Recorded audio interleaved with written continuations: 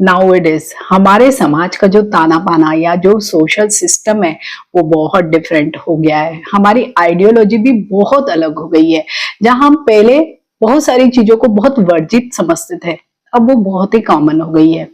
तो as an astrologer मेरे जो क्लाइंट आते हैं उससे हमें बहुत समाज में क्या क्या चेंजेस हो रहे हैं वो बहुत अच्छे से समझ में आता है। तो अभी सबसे ज्यादा जो क्लाइंट आते हैं वो रिश्तों की जो बहुत गुत्थियां उलझ गई है आज के समय में, उनको सुलझाने के लिए ही आते हैं। क्योंकि अब रिश्ते जो निभाने का तरीका वो भी बहुत डिफरेंट हो गया है। प्लस अभी ऐसे कई सारे प्लेटफॉर्म हैं या ऐसी कई चीजें हैं कि जहां हम बहुत ज्यादा कम्युनिकेशन कर सकते हैं, बहुत सारे लोगों से मिलते जुलते हैं। तो मैं बात कर रही हूँ एक्स्ट्रा मैरिटल अफेयर्स या अनैतिक संबंध या अवैध रिश्ते। मीन्स आप ऑलरेडी मैरिड है, मीन्स एक्स्ट्रा मैरिटल तो यही मतलब हुआ कि आप पहले से ही शादीशुदा हैं, कोई एक रिश्ते में बंधे हुए हैं, उसके बावजूद आप अन्य स्त्री या पुरुष वाइस वर्सा है अलग कोई रिश्ते में पड़ गए हैं और फिर एक तरह का चक्रव्यूह सा ही चालू हो जाता है। मीन्स बहुत सारे उसमें सामाजिक चीजें खराब होती, पारिवारिक चीजें भी खराब होती है, हेल्थ का भी बहुत इश्यूज होते हैं। मीन्स मल्टीपल चीजें आती है, कई बार बहुत ज्यादा भयानक उसका अंजाम भी हो जाता है, जो शायद आप सब लोग भी देख रहे हैं, सुन रहे होंगे। तो जब एस्ट्रोलॉजर के पास ऐसा कोई भी व्यक्ति आता है तो ऑब्वियसली क्योंकि वो सब चीजें जानना चाहता है कि क्या हो सकता है क्या नहीं हो सकता है, तो ये तो आप एस्ट्रोलॉजर के पास जाओगे, क्योंकि अनैतिक संबंध या एक्स्ट्रा मैरिटल अफेयर हम हमेशा छुपाते हैं क्योंकि वो एक्स्ट्रा है या अवैध है। अवैध चीजें हमेशा छुपाई जाती है।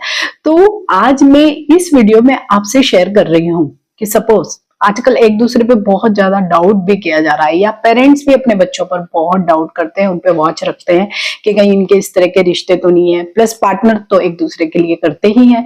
तो आप खुद भी अपनी पत्रिका देख के यानी अपनी जन्म पत्रिका देख के समझ सकते हैं कि कहीं आपके चार्ट में या आपके पार्टनर के चार्ट में इस तरह के कोई रिश्तों के योग तो नहीं बने हुए हैं। तो आप खुद देख सकते हैं। मैं बहुत ही आसान तरीके से इस पूरे वीडियो में आपसे शेयर करने वाली हूँ। तो मैं हूँ उषा जैन भटनागर। आप सबका स्वागत है मेरे इस चैनल उषा एस्ट्रो वर्ल्ड में। अगर आपको मेरे वीडियोस अच्छे लगते हैं तो आप उसे लाइक कीजिए और मेरे इस चैनल को सब्सक्राइब कर सकते हैं। तो आज हम बात करने वाले हैं कि अगर आपके भी जीवन में कुछ इस तरह की ही चल रही है कोई चीजें जो अवैध या अनैतिक जिसे कहते हैं वो, तो अगर आपके जीवन में भी कुछ इसी तरह की रिश्तों के आप दोराहे पे खड़े हो गए हैं, कुछ इस तरह की चीजें हो रही है, तो आप अपना चार्ट भी देख सकते हैं। अगर आपके पार्टनर के साथ आपको कुछ इस तरह का डाउट लगता है तो आप उनका भी चार्ट जरूर देख सकते हैं, तो आपको कंफर्मेशन भी होगी।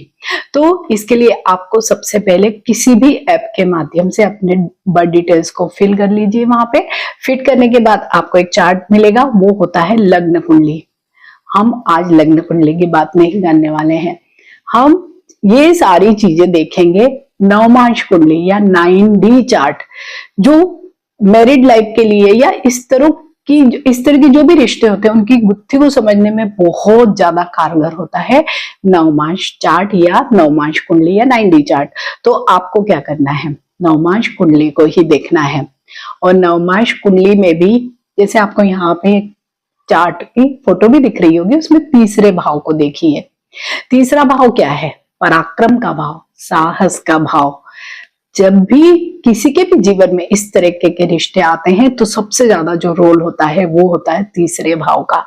तीसरा भाव पराक्रम का या डेयरिंग का भाव है। तो जब भी कोई भी व्यक्ति एक रिश्ते में होते हुए दूसरे रिश्ते में पड़ता है तो इट मीन्स उसमें हिम्मत है। मीन्स वो जो भाव किसी अन्य व्यक्ति के लिए फील कर रहा है उसमें वो साहस है कि वो उस तक अपनी बात पहुंचा देता है और बगैर किसी सामाजिक मर्यादा का पालन करे हुए या समाज का डर या परिवार के डर के बावजूद वो उस रिश्ते में पड़ जाता है। इट मीन्स उसमें बहुत ज्यादा हिम्मत होती है। तो यहाँ पर ऐसे कौन से स्टार्स होने चाहिए कि या ऐसे स्टार्स हैं जिससे हमें ये पता लगे कि ये व्यक्ति पुरुष या स्त्री किसी एक्स्ट्रा मैरिटल में पड़ सकता है। तो कुंडली का तीसरा भाव देखिए, नवमांश कुंडली का, लग्न कुंडली का नहीं। यहाँ हम नवमांश कुंडली की ही बात करेंगे। तो नवमांश कुंडली में जब भी कोई मैलेफिक स्टार कौन से है, सन है, मार्स है, राहु है और सैटर्न है। अगर यहाँ पर थर्ड हाउस में बैठ जाएंगे तो आप डेयरिंग हो जाएंगे, साहस करेंगे और आप इस तरीके के जिसके लिए भी आप जो भी फील कर रहे हैं आप उसको जाकर कह देंगे और उस रिश्ते में आप पड़ भी जाएंगे।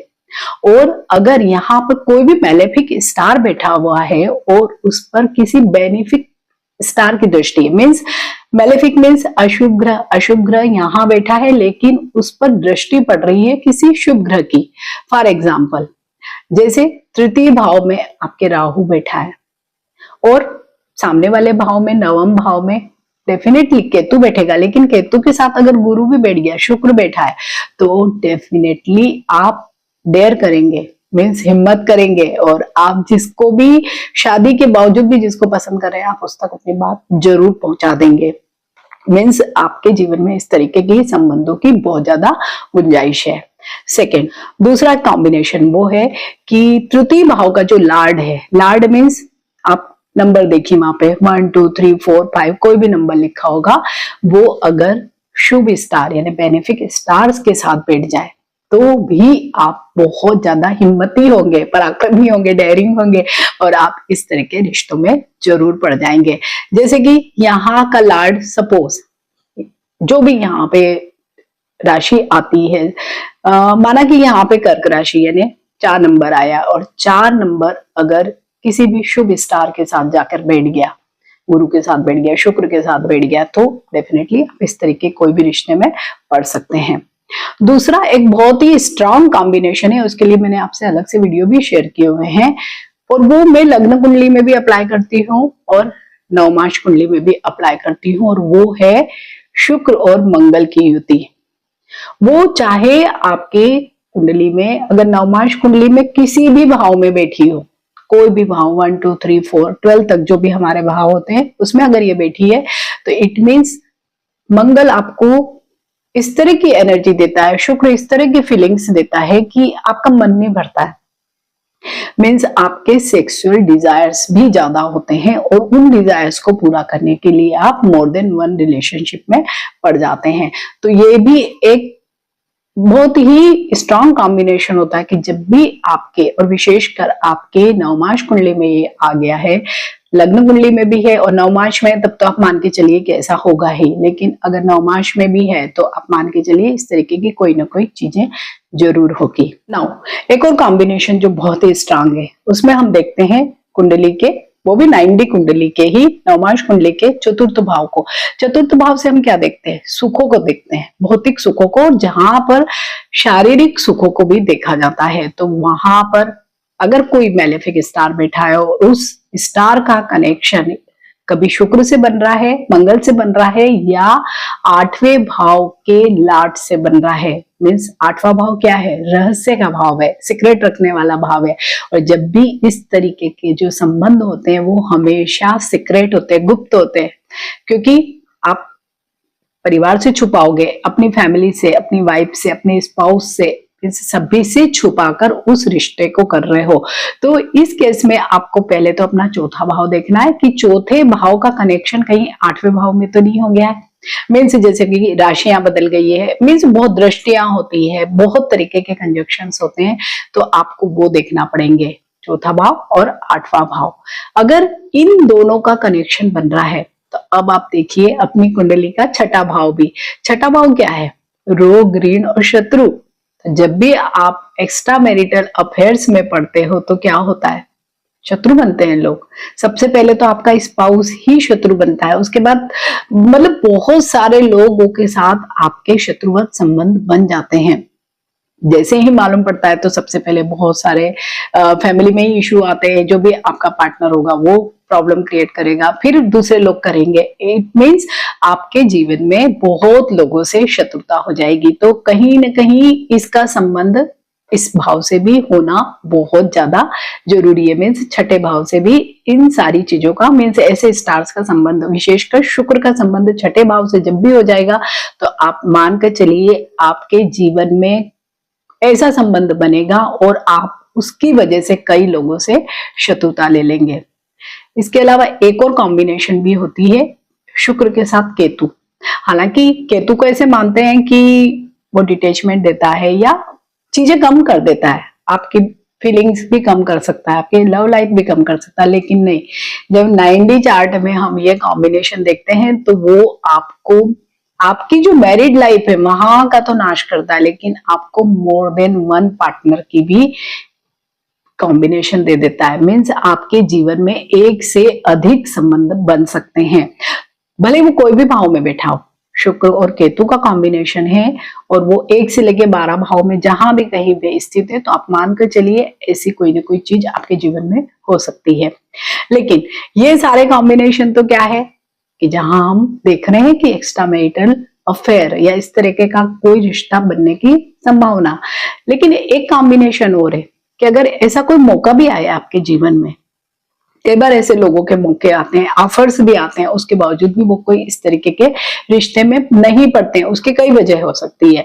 तो वो इस केस में होता है कि जब भी आपके चार्ट में, वो भी 9D चार्ट में, शुक्र को अगर शनि या तो कोई संबंध बना रहा है, दृष्टि संबंध, या किसी भी प्रकार का साथ में ही बैठ गया है, या राशि से या भाव से कोई संबंध बन गया है, तो शनि क्या कर देगा, आप उस रिश्ते में आप फील करोगे। मीन्स आपको किसी के लिए फीलिंग आएगी, आप जाना भी चाहोगे उस रिश्ते में, लेकिन फिर भी यहाँ पर शनि आपको उस रिश्ते में नहीं जाने देगा। आपको उतनी हिम्मत नहीं होगी या ऐसी कोई चीज नहीं होगी कि आप उस रिश्ते में चले ही जाओ। लेकिन वो केवल और केवल उस केस में होगा जब शुक्र और शनि का कोई संबंध बन रहा होगा।